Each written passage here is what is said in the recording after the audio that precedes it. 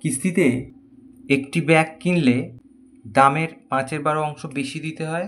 কিস্তিতে ব্যাগ কিনলে যদি 80 টাকা বেশি দিতে হয়, তাহলে ব্যাগ কিনতে মোট কত টাকা খরচ পড়বে?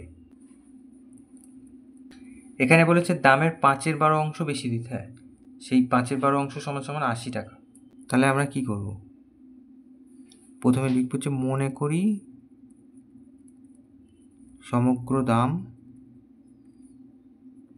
বা মূল্য 1/। তাহলে প্রশ্নানুসারে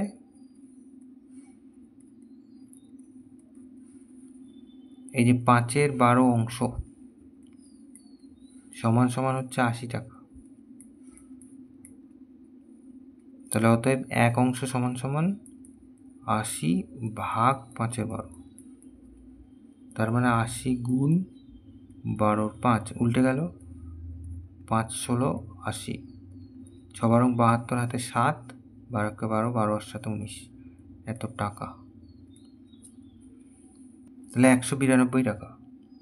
তাহলে অতএব মোট দাম তাহলে কত? অতএব মোট